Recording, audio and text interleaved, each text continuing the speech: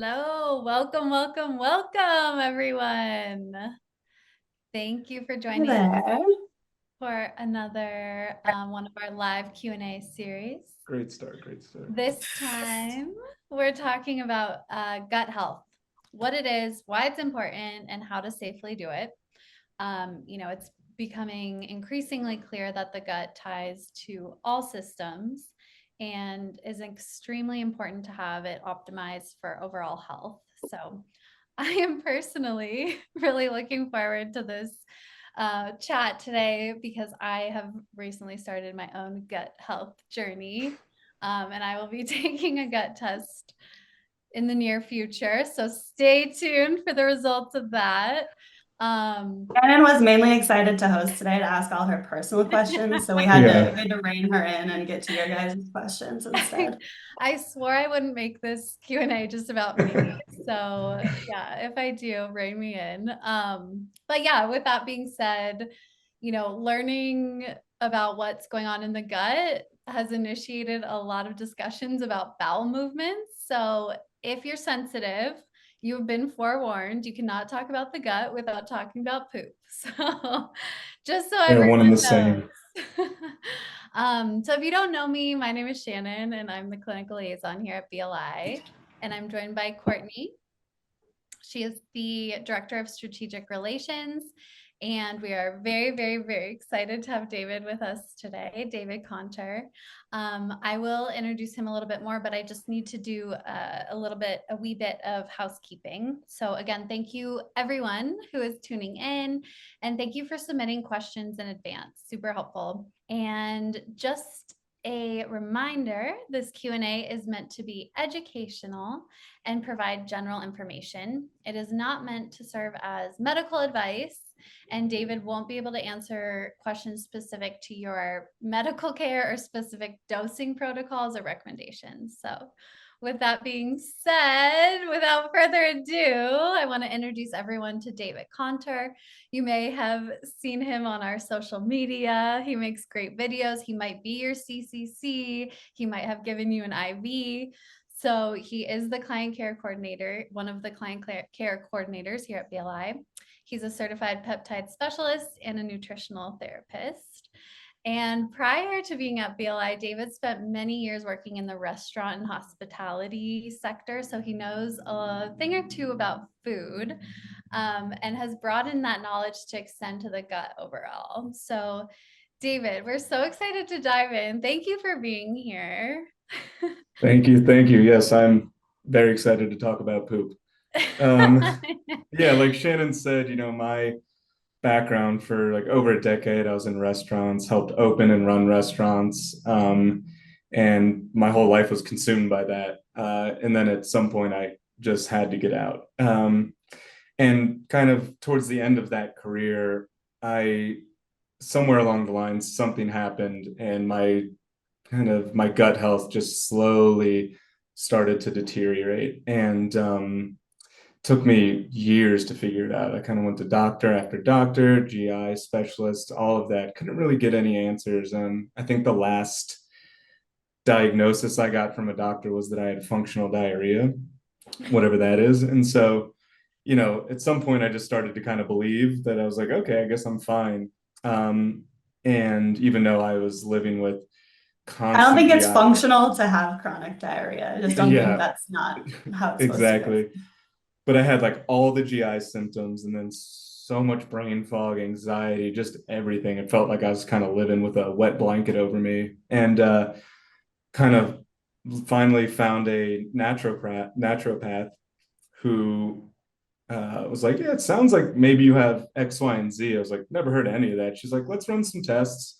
And sure enough, we ran these tests. She's like, great, like, here's what's going on in your body and here's how we fix it. And I spent 2 years working really hard with her, changing almost every aspect of my life and being really strict. And it literally changed my life. And kind of in the middle of this, COVID happened and didn't know what I was doing with my life. And so I decided to go back to school to learn more about this so I could help more people in this whole realm, because working with someone who knew what they were talking about really changed my life for the better. And so I wanted to do the same. And so went back to school at the Nutritional Therapy Institute, and then kind of lucked out and got a job here at BLI. And here we are today, spreading the good word. Well, we are excited you found us. I love your pairing of how your, history and just food in one context from a restaurant side, and then you learned about it from this GI side, and now you've got even more knowledge from your peptides and everything else. So excited to have you. So I think just to kind of kick us off, I know we got a lot of questions, so we'll see what we can get through today, guys. But you can always, David's on the portal, or you guys can Instagram message us and we can get to more of your questions. I think something that was interesting as we were prepping for this call is, Shannon has her gut journey, David has his gut journey, I have my gut journey. Like, it's a pretty prolific thing, right? And it is a journey, like we can all attest to. It's not a quick fix, and you don't just turn over, the next day and have everything fixed. So maybe a good place to start is just kind of what are the correlations? What are all the different aspects of our health that actually have a tie to gut? And why, right? Why do we hear about gut health and this, GI triad and all the gut brain axis? I think those words are more and more common. But what does that mean to have gut problems? Because I think it's more than people think. Yeah, no, great question. It's kind of hard in general to talk about health without talking about the gut. For me, the gut is the real brain of the body.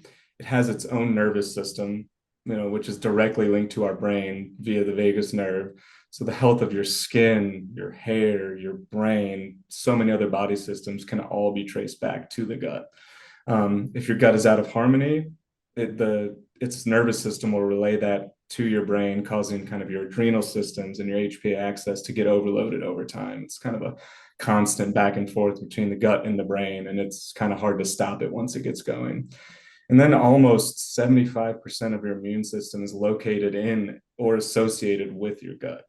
And so the gut microbiome helps to train your immune system to distinguish between harmful pathogens and beneficial substances. So it kind of acts as the great decider of things going on in your body. And so when your gut health is compromised, it can lead to autoimmune conditions, increased infections, chronic inflammation throughout the body.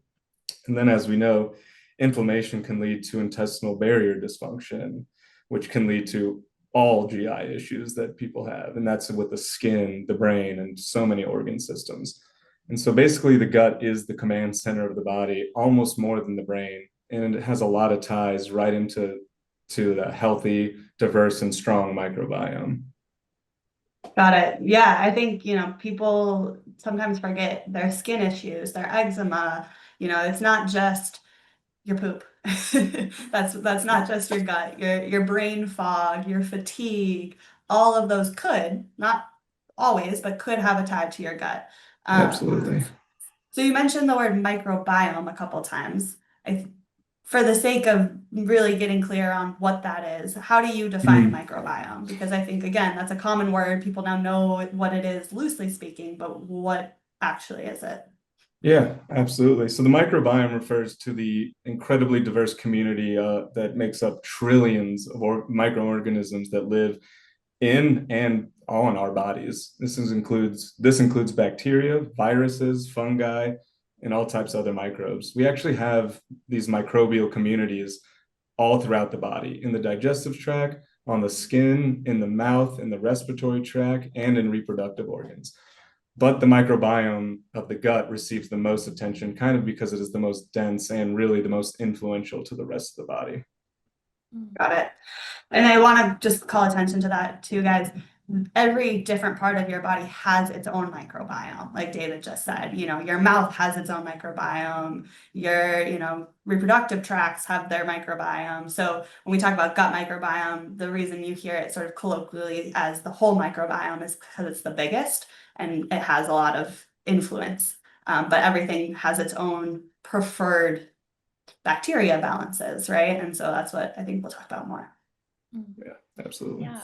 We had a few questions around how does someone know if their issues may stem from the gut? Maybe you can start with the more subjective. Stephanie said she is interested in the relationship between gut health and constipation. So maybe that's a good place to start. Yeah, no, it seems like it would be a simple question or a simple thing to know. Like, how do I know if the gut is causing the issue? But it's really very complex. So the enteric nervous system, which is the nervous system of our gut, kind of plays quarterback for all of the gut functions. And that includes motility, secretion, and blood flow in the gut and in the digestive systems. And so, kind of for constipation in general, this plays directly into that. And hormones, surprisingly enough, are also playing a really big role in constipation and bowel movement. So, serotonin, which most people have heard of, was one of the most important hormones in the body and in the gut, and about 95% of your body's serotonin is created in the gut, not the brain. And so serotonin, dopamine, and a few other gut specific hormones are involved in the actual contraction, bile release, and motility in the gut, which all play a hand in your bowel movements. And so with any of these being slightly off, that can cause constipation, that can cause diarrhea. When everything's working kind of as it is, this motility, the secretions, the contractions, all of this is working kind of in harmony and flowing as it should be. And when just any of these are slightly off, that's when you see these issues with constipation. And so that's kind of all of this to say that bowel movements are really directly tied to the gut, but it isn't always as simple as the food you eat.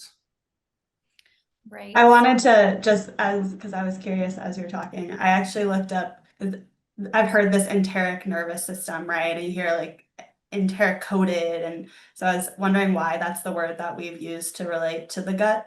And I asked GPT quickly, and it actually enteric means, it's from the Greek word enteron, which means intestine.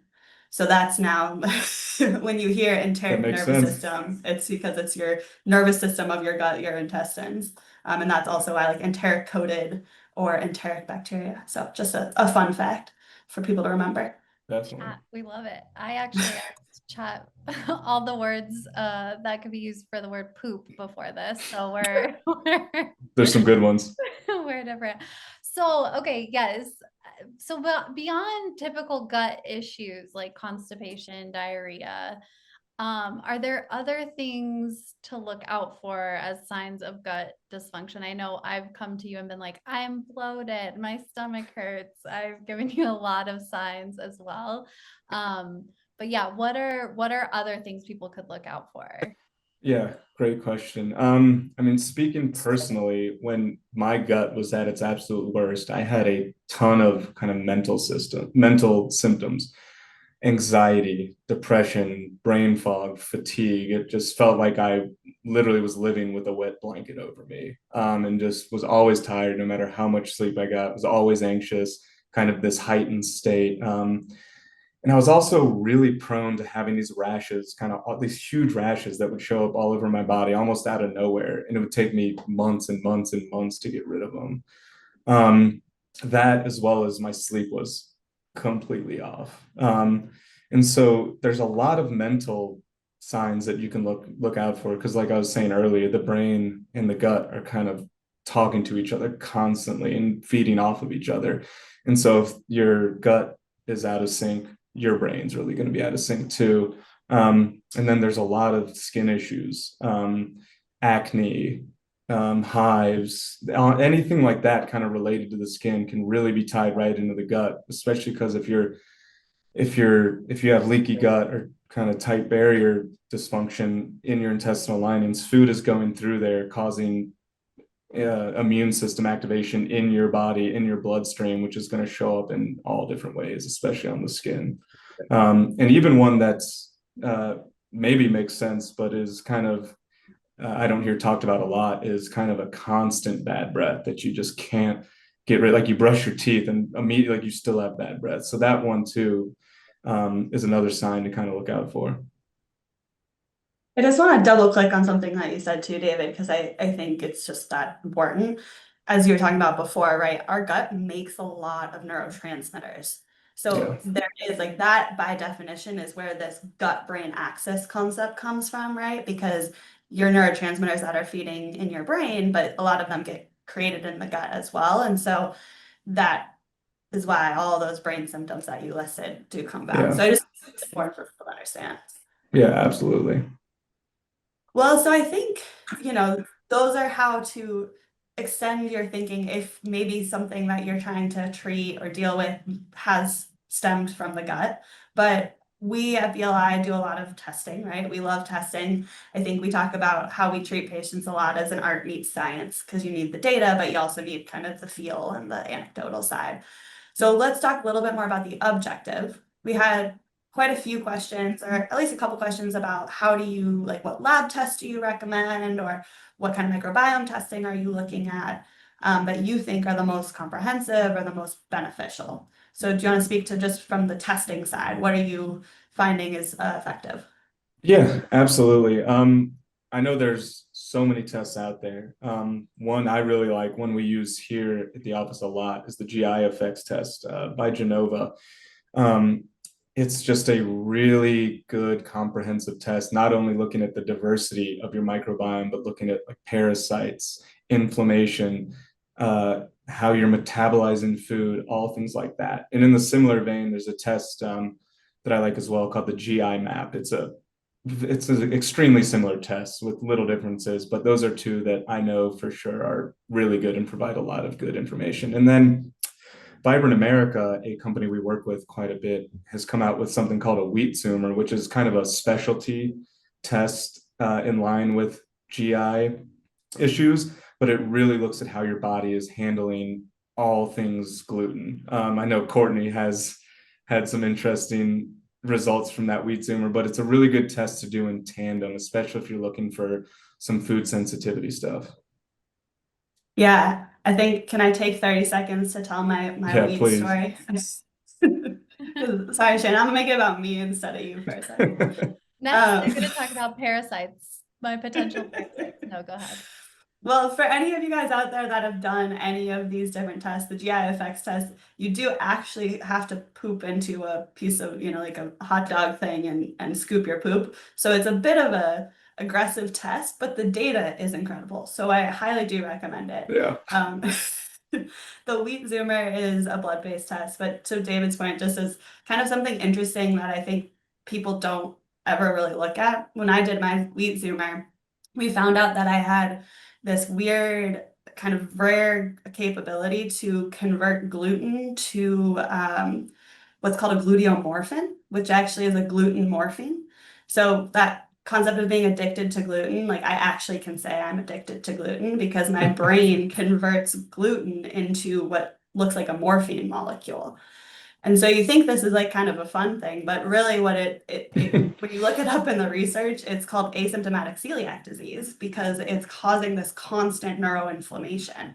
So I mean, I would wager there's probably, hundreds of thousands of people out there walking around with this who have no idea because it doesn't manifest. Like unlike a celiac, I don't get sick or anything like that. It's just this really low key or low grade chronic inflammation. So I do treat myself to gluten, but I try to avoid it because of that. So I think that's just an interesting thing that people can find through this testing. And then you combine it with your GI test to learn what else is going on. But yeah, the wheat zoomer, if you think you are addicted to gluten, you may actually be.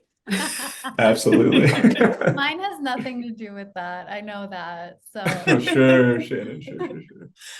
But kind of going into that a little more, David, maybe what are the biomarkers specifically that you're looking at? So we get these tests, we get these results. I talked about gluteomorphin, that's one biomarker. But what are you looking for inside of these tests to kind of help you deduce what's going on? Yeah, one of the I think flagstones of this test is it's actually looking at the diversity of your microbiome. It'll show you if you have overgrowth, if you even have undergrowth, or if everything's looking good. So it can really get in there and show you exactly kind of the makeup, the health, and the strength of your microbiome with the actual beneficial bacterias. And then beyond that, it looks at how you're digesting food. It looks at what's called pancreatic elastase, which is your body's digestive enzymes that it creates. It helps you break down and literally digest and metabolize food. And so this gives us an indicator of if you have enough of that, or if you like, because I did one semi recently, my elastase was pretty low, which kind of made sense for some of the symptoms I was having. It also shows kind of fecal fat indicators to see if your body is digesting fat and metabolizing it properly, or if it's kind of like, you can see some people's stool is really mucousy, and that's going to be an indicator with this fecal fat testing. Then it has really important inflammatory markers, and not just like, oh, my body's inflamed, kind of more critical ones like calprotectin, which if it's high, if we get a test back with high calprotectin, we're going to send someone immediately to get a colonoscopy to make sure there's not Crohn's, IBD, something more serious. And so that's a really good one, along with secretory IgA, which actually shows the health and kind of strength of the mucosal lining of your intestines. And it also shows the kind of short chain fatty acid levels and butyrate levels of your microbiome. And so we'll get into this a bit later, but these levels kind of show how can be indicative of how healthy your beneficial bacteria are. And then too, as Shannon is quite interested in, it shows what parasites you may have, as well as pathogenic bacteria. Because there's even bacteria that's supposed to be in your body, but at certain levels, or that's kept in check. And those can overgrow and become kind of pathogenic or kind of not good bacteria. And so this test is showing us all of this, and it gives us a really good picture overall as to what's happening in your gut. Yeah, I think just to kind of bring that point home for people, the reason why like you take a stool sample and for some of this stuff, if it's not getting digested fully, like the amount of these things that are ending up in your stool, like fecal fat, right? If there's a bunch of fat and you have high cholesterol in your stool, it's because your body doesn't have enough enzymes to break that down and deliver it to the places it needs to go. So you could be eating a perfect diet. So that's one thing I found. I had really low pancreatic enzymes also. So you could eat a really good diet and could not be getting all the benefit of that, or you're paying for all these expensive supplements and you're not digesting them. So I think that's this correlation that we don't really realize of how is our digestive systems properly engaged. Yeah. I cannot wait to find out. I just have to do the test. So David, what about allergy testing? I've heard it's not always helpful when someone already has a dysfunctional gut, and why is this? Yeah, allergy testing is a kind of a tricky topic, kind of a hot topic too. I'm not a big fan of food allergy testing. I think it has its place for real allergies, like shellfish, peanut, things that are serious allergies. And you're not always born with these allergies. Kind of, you can get a food allergy really at any stage of life, and that's when these tests I think are really good. But these IgG food sensitivity testing, I think they're a little misleading, because it's actually measuring the immune exposure rather than kind of an immune reaction. So unlike these IgE allergy testing, which those are the ones that I was talking about, that really your body has an immediate response to and can cause severe symptoms like hives, anaphylaxis, like your throat closing up, all that kind of stuff. The IgG antibodies actually reflect that the body has actually just been processing it or has encountered them. Like you just eat a food and it goes into your system, your body's reacting to that. Sometimes it can indicate a tolerance, but usually not. And then these elevated IgG levels that show up on the test honestly correlate with the foods that a person eats the most frequently, or just kind of ate that week. So that means a result, our test can show actually a bunch of kind of positives that really are false positives that don't have a relationship to symptoms. And this can lead to a lot of unnecessary dieting and really some false hope and false information. And so these tests have their places, but for me, they're not a good test to show what you're actually sensitive to. And does this have anything to do, David, with like leaky gut as part of that? Like I think this term leaky gut gets thrown around a lot. I guess first you could define what that is, but then maybe is that part of this, why they're showing sensitivity to everything? Yeah, great question. So leaky gut is, I mean, literally kind of leaky intestines. So your intestines are comprised of these tight junctions that are kind of really tight like this, when everything's working fine, it acts as kind of a filter. It lets the things like the nutrients, the things it wants, it lets it through those tight junctions and keeps the bacteria, the pathogens, all of that in there. And so through inflammation, through parasites, through whatever it may be, these tight junctions just kind of slowly loosen.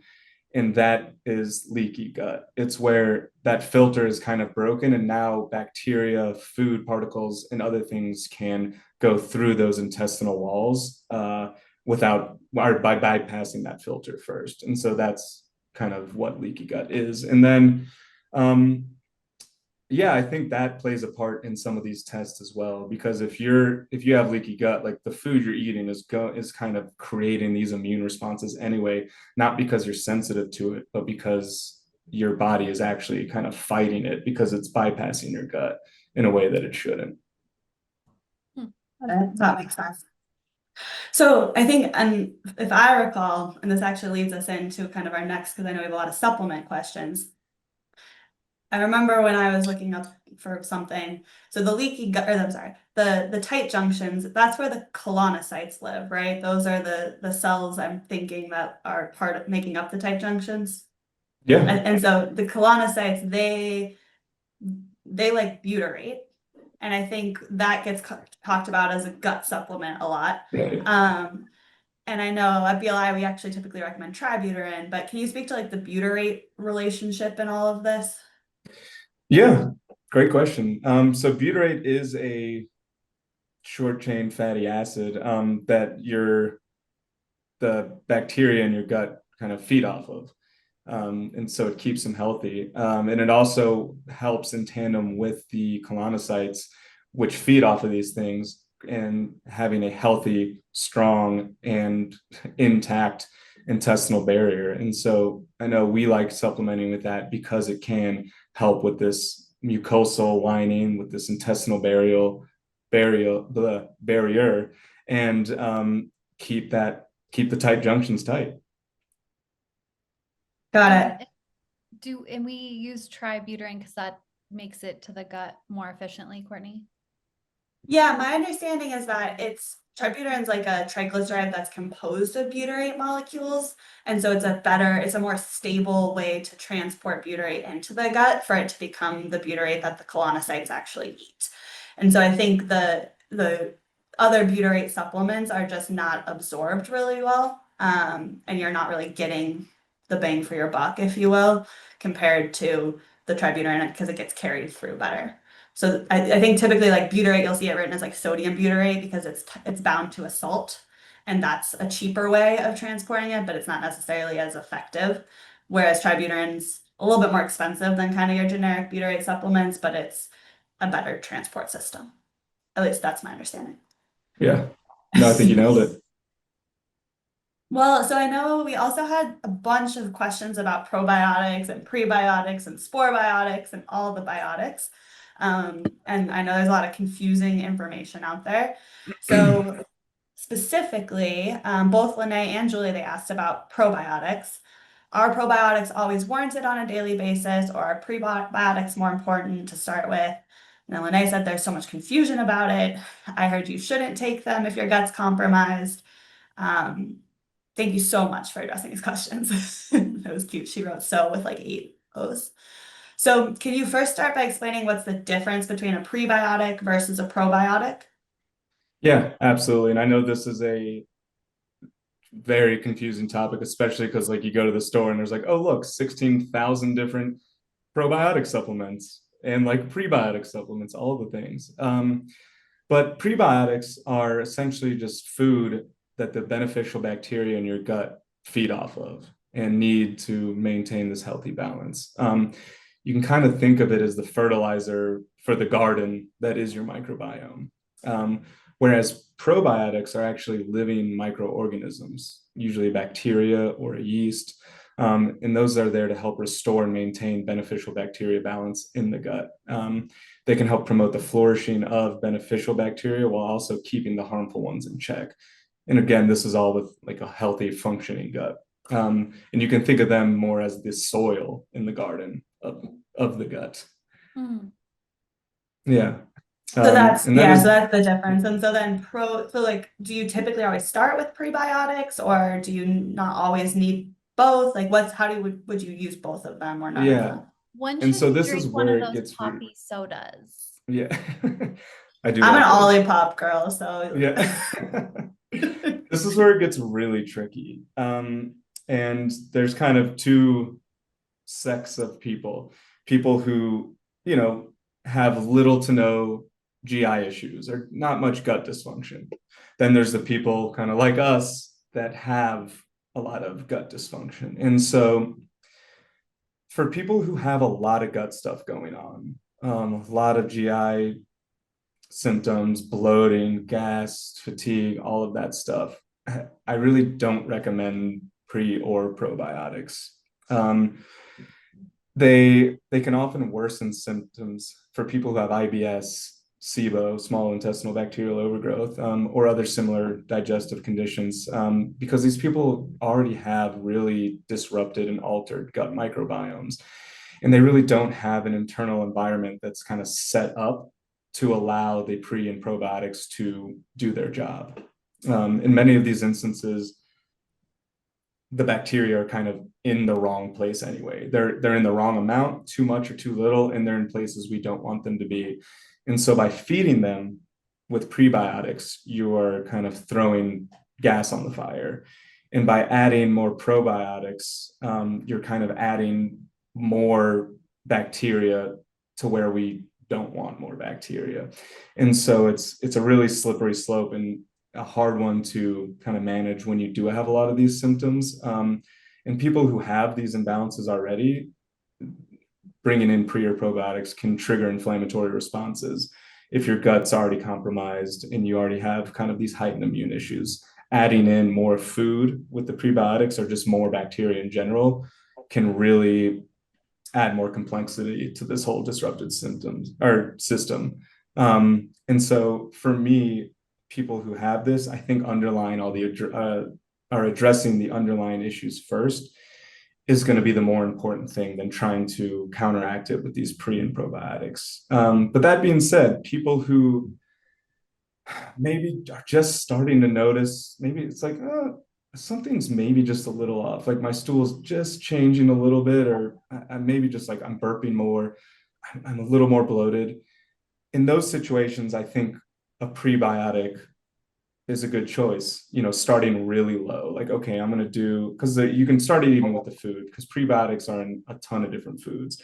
And so just start by adding a little more prebiotic food, or even like just a quarter dose of a prebiotic fiber or supplement to see how your body reacts. Because you'll know pretty soon if you add prebiotics or probiotics and you like all of a sudden you have more gas, more bloating, more symptoms. That's a really good indicator that you need to kind of stop those and address the what's going on first. The other instance, I think people who are doing big rounds of antibiotics where you're kind of just wiping out everything in there, that's a good way to start, or a good place to start would be kind of probiotics and prebiotics. So you're rebuilding this environment and try to start from the ground up. Got it. So like if I were to make that an analogy, it's kind of if you already have a weed-filled garden and you try to throw flower seeds in there, they're probably not going to grow. And if you put fertilizer on the weedy garden, then they'll still get bigger. So you kind of have to clear the Absolutely. garden of the weeds and do the big antibiotic push or do the big cleanse out before you rebuild it. Yeah, it's a great analogy. Love analogies. So then what about spore biotics? Because I know that's another version, slightly different, in kind of this probiotic conversation. Does that have a place, and what are those? Yeah, absolutely. So to continue the analogy and the metaphor, spore biotics are kind of probiotic seeds, and they're really resistant to heat, stomach acid, and other harsh environments. And so, because of this resilience, they can survive your digestive tract more effectively, and then they become active once they reach the intestines. And so, that's really beneficial because some probiotics, like you don't get the full amount because the stomach acids, the bile, all that stuff will kind of kill it before it can get to your gut. And the spore biotics also tend to colonize a bit differently than regular probiotics. And the way they interact with the gut environment promotes microbial diversity and balance in kind of a better way. And so it's kind of, yeah, you're laying these seeds to really start this big garden instead of like taking a already sprouted flower and putting it in your garden in a way. It's kind of a good analogy for it. No, I like it. And I think that that's also why, you know, at least in my world, um, probiotics have gotten a bad rap because a lot of times they're already dead, right? Like they're not super resilient things, and that's why they have to be refrigerated, right? That's why people say like get your probiotics from a refrigerator so that they're actually alive. But a spore biotic is a better option for that reason because it has the inside of this really resistant shell. So the seed can grow, like you said. Okay, I think we have one more supplement question. And I'll hand it over to Shannon, but Cynthia asked, what would be your recommendation? So you talked a little bit about short chain fatty acids, but she said, what would be your recommendation for building up higher concentrations of short chain fatty acids in the gut?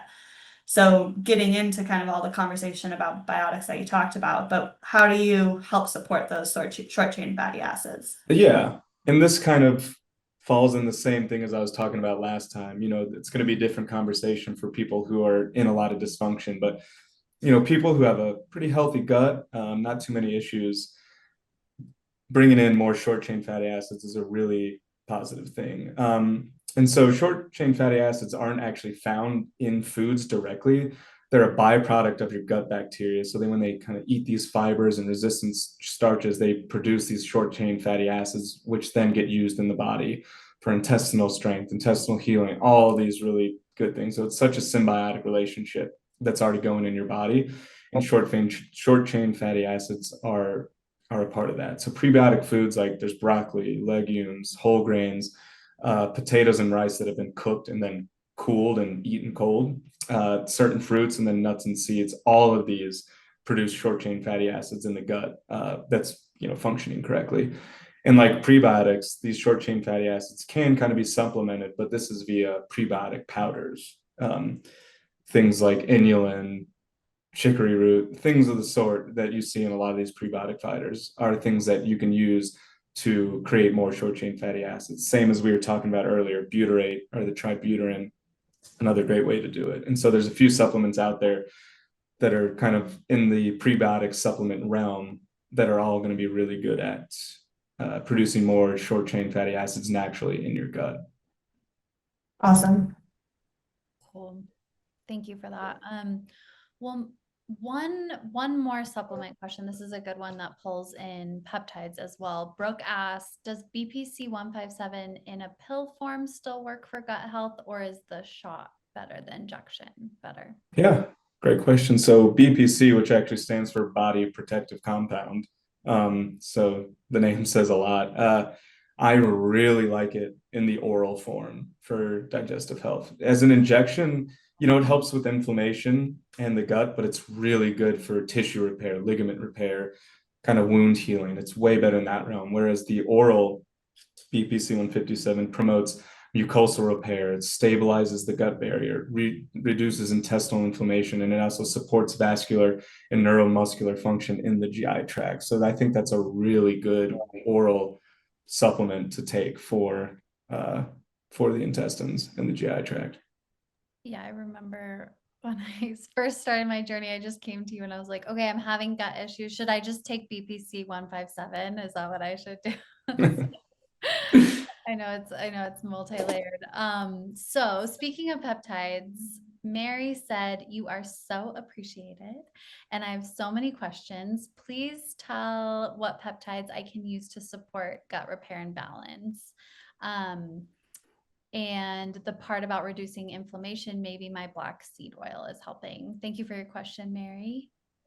Yeah, absolutely. So yeah, there's a lot of different peptides out there that work with the gut. One of our favorites, and one of my favorites is something called larazotide, which is just a really safe and effective peptide that goes in there and really helps to kind of regulate and modulate those tight barrier junctions. So it goes in there and really helps support the tight barrier and repair any damage that might be done. And then speaking of like oral versus injectable peptides, there's also PPS, which can be done in an oral form. That's actually a really good prebiotic. And then there's one called vasoactive intestinal peptide. Intestinal is kind of right in the name there. It helps with the mucosal lining, the gut barrier function. And funny enough, oxytocin actually can help with inflammation and gut repair, and can be a good tool with gut health. And why David is, and this kind of goes back to the before question, but is KPV, because I know a lot of times like BPC is with KPV in oral form. Mhm. So is KPV also a gut specific, or is that just because it has like supportive effects to BPC? Do you know where that comes in? I need to do a little more research on exactly on KPV itself, but I know it's in tandem with BPC. They work synergistically to really do a lot of positive work in the gut. Yeah. Yeah, to heal that lining and give back some of Yeah, the absolutely. structure to the tight junctions. Got it. Yeah. So we had one, I think this is a good question to close out kind of the supplement and peptide discussion. Joel asked, he said, after multiple tests, and he finally got a diagnosis of candida overgrowth, which he remedied with a medication and multiple supplements. And my question is, in your experience, have you formulated any sort of methodology to determine results of adding or dropping a food or supplement? And it's a good question because it's kind of, I know like myself too, sometimes we just throw the whole kitchen sink at stuff. And Yeah. it's a little bit inevitable of you're not going to know fully what worked sometimes. But do you have any thoughts on tips or tricks to kind of see what's got the best bang for its buck? Yeah, it's a really great question. And this answer may not really be what people want to hear because it involves a ton of patience and trial and error, but that really is the name of the game with gut health and gut healing. For adding supplements and food, really, I like to do it really slowly and one at a time.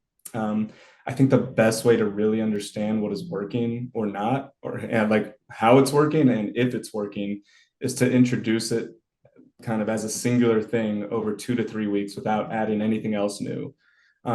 This will give you a good sense of like, oh, like I noticed my energy is a little different, or like I've got way more bloating, whatever it may be. Adding it slowly and kind of taking a 2 to 3 weeks with each single one and titrating up to the full dose is really the best and only way to see exactly what supplement or food is doing what. And then on the flip side of that, dropping supplements, it's kind of a bit trickier, and you kind of do the reverse of what I just talked about. For supplements that you aren't sure whether to continue or not, I like to drop them one at a time, weeks apart. So you're kind of removing individually week apart. So then you're like, oh, I was feeling this, but now yeah, I'm kind of not feeling that anymore. Like, whoa, I do feel a little bit better after dropping this supplement after the last 2 weeks. And so it's not really an easy task, but being able to tune in and listen to your body goes a long way. And then the food aspect, we're kind of in this elimination diet discussion now, which I could really spend a whole day talking about. But if you do sense that a food or food group may be an issue, cut that food or food group out of your diet 100%, like no cheating at all for 3 weeks, and then reintroduce that food or food group in, and you should know within 1 to 3 days whether that food is going to cause any issues.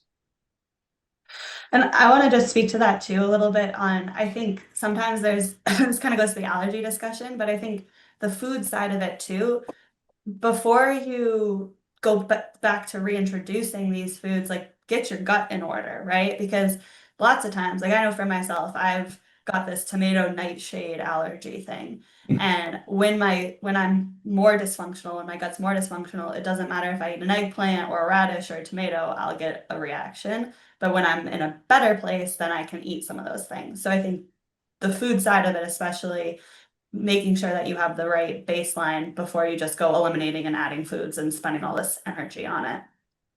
And then the other thing, just on the supplements too, I think as something that I've learned through working with David and our team is you can also prioritize some of this stuff when you do understand the cellular mechanisms behind it, right? Because it's not just, and yes, you do, like everything David said is true because you'll see what you feel and how you have to integrate that. But if you know that this thing is doing this to your tight junctions, or this is fixing your fatty acids or your pancreatic enzymes, like you'll be more motivated to stick with those supplements, even if you're not having this direct, like, I feel this way. So I encourage you to like log into our academy, learn more, because you'll understand more of the science to help support why you're doing something. Yeah, it's a really good point. Yeah. Yeah. I know I have a lot of resistance to the elimination right now. So I have a lot of patients ahead of me. Okay, so we covered supplements and tests and peptides. So I do think it would be a good idea to zoom out to diet broadly. We had a good question from Case. They asked, can you talk about why low FODMAP diets might not be the answer? I have sensitivities to them and can't seem to get past reintroduction because I react every time. Been basically following it for over a year. Every time I reintroduce, all issues come back. And just for my knowledge, I don't know what a low FODMAP diet is. Yeah. No, it's a really great question, and then something I love talking about. So FODMAPs, it's a acronym for I couldn't tell you, they're gigantic words, but they're essentially short chain carbohydrates. So just carbs are FODMAPs, and each letter, like FODMAP, all stand for a different type. It's like fructooligosaccharides, blah, blah, blah, blah, blah. It's like these big words that are essentially carbohydrates, which exist in almost all foods, like all vegetables, grains, yada, yada. So one of the biggest things, because I myself was on an eliminate, like a strict low FOD, like a strict hybrid version of a low FODMAP diet for almost over a year. But in that time, I was also working to kill all the bacteria, like the overgrown bacteria and pathogens and parasites. I was working to get rid of all those. I was also working to heal my gut lining, heal my adrenal system. So I was doing a lot to go in tandem with it. Whereas at my most sensitive, I couldn't eat dairy, gluten, corn, nuts, seeds, legumes, nightshades. There's probably something else. And so there were so many things I couldn't eat. And now after, really attacking it on all fronts, I can eat everything except dairy and gluten, which will just probably always be a thing for me, but I can eat all these other foods with no issues. And so I say all that to say that when doing these elimination diets, if you're not taking care of the root cause, or because if you're not feeding these bacteria, if you're not trying to get rid of them, because these overgrown bacteria feed off of these FODMAPs and they ferment them. And that's where you get this bloating, this gas, like these terrible sulfur smelling burps and gas and all this stuff.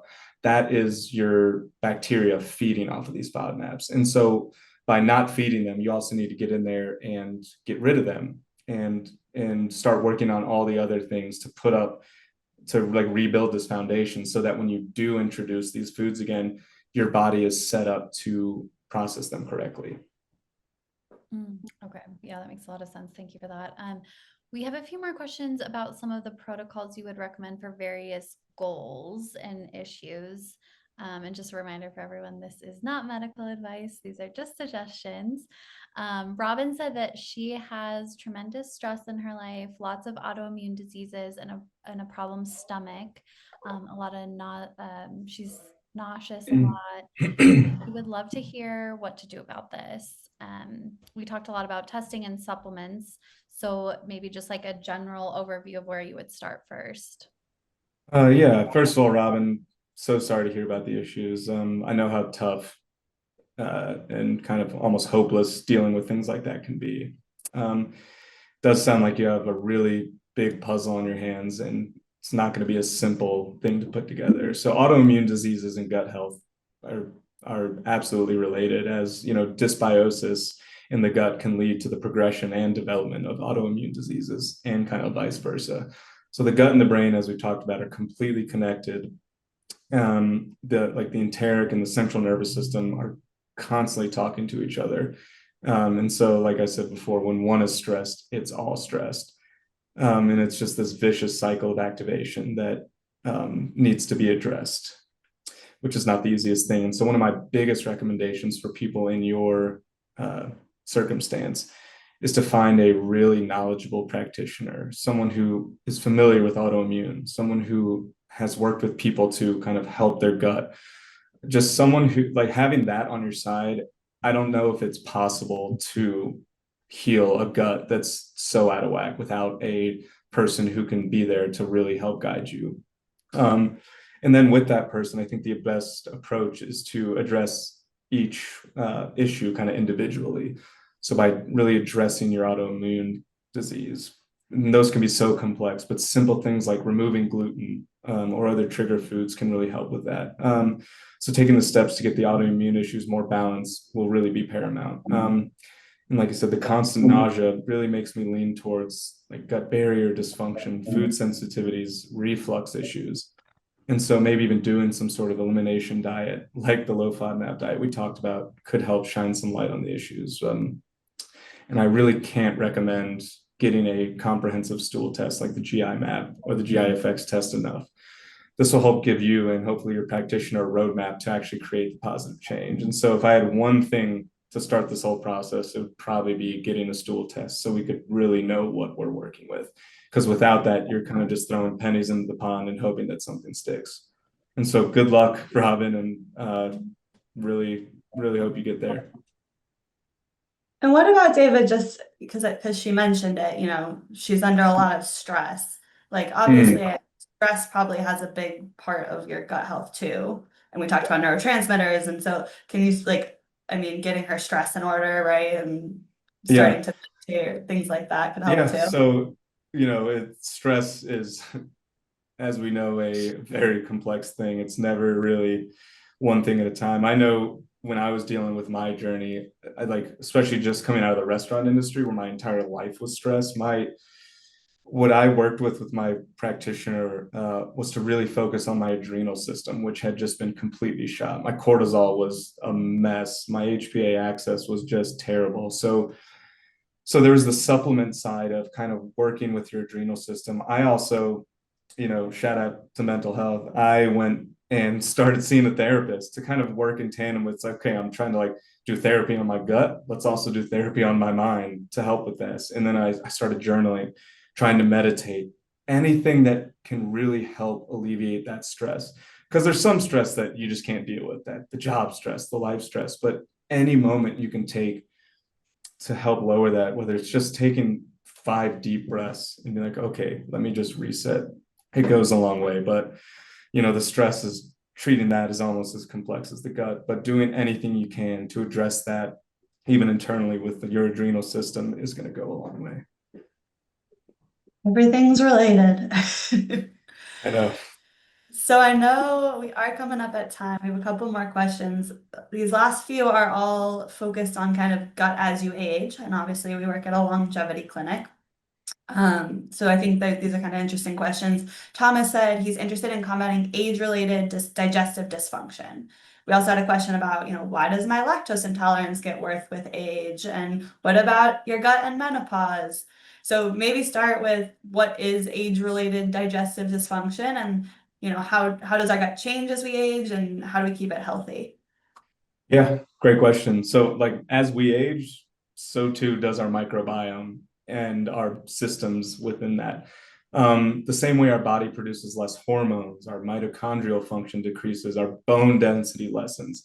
So too does the diversity and the strength of our microbiome. And it's kind of all goes hand in hand. The menopause one is a really interesting one. And, as women go through menopause, your hormones are changing so drastically. And as we talked about in the beginning, there's so many hormones that control the gut, that are made in the gut. And so as that changes through menopause, your gut is really going to kind of take a hit as well with that hormonal change. And so it's something I think that really needs to be talked about and addressed with women as they're thinking about menopause, as they're starting to go through menopause. The gut will definitely be affected just by that. And so going back to the lactose part, our bodies just naturally stop producing as much stomach acid, digestive enzymes, and bile acids as we age. And all of those play a part in digesting food. The lactose intolerance comes into play because your enzyme production just is decreased. So lactase, which is the enzyme we need to break down lactose, it just diminishes. And so it's like as you get older, it's like, oh, I like maybe maybe that last scoop of ice cream is fighting back, and that's really because like your body's just not producing it anymore. And a way to try to combat kind of age-related stuff, along with just all the classic being healthy stuff, really having a really healthy diet, rich in high fiber foods, probiotic foods, prebiotic foods, minimizing these added sugars, these processed foods. So trying to eat just as natural and healthy as you can is going to go a long way for your body to continue to make the things it needs to make. And then of course, regular exercise. It helps with almost every single function in the body, but it helps a lot with the gut. Exercise and gut health, as with everything, are fully related. And so the better exercise you can have, or if you can get an exercise routine as you start aging, that's going to help for your body to keep producing these things in the level that they should. And then there's the classics, get adequate sleep, make sure you're drinking enough water. These things will all help go a long way. And then there are things called digestive enzymes. You literally can supplement with digestive enzymes where you eat with kind of the first bite of your big meal. That will help with as well. If you are noticing that things are hitting different, you can always try some digestive enzymes. I'm a big fan of digestive enzymes because, as we learned through my GI effects test, I have no pancreatic enzymes on board. And I'm not particularly good at like remembering to take them for all of my meals, to the point where my boyfriend actually will start bringing them with him to when we go out to eat. It's a sign of That's a true good love. partner. He'll pull the digestive enzyme out to give to me before a meal. Yeah, So find someone who loves you enough to give you digestive enzymes before your meal. absolutely. That's love. That's love. All right. It looks like we are at time, but David, do you have any final closing remarks and just what you want our listeners to take away overall, and me? Of course. Yeah. I mean, really just gut health is a journey, y'all. Like I never would be in the position I am in if I didn't get lucky and find this amazing practitioner. Shout out to Jen Marshall. She was the first person to give me answers and like give me hope and give me a way forward. And so I cannot stress enough the importance of finding a knowledgeable practitioner that you trust. After that, it all comes down to discipline, expectation, and sacrifice. The road to gut healing involves a lot of 2 steps forward and 1 steps backward, and it can take just years and years.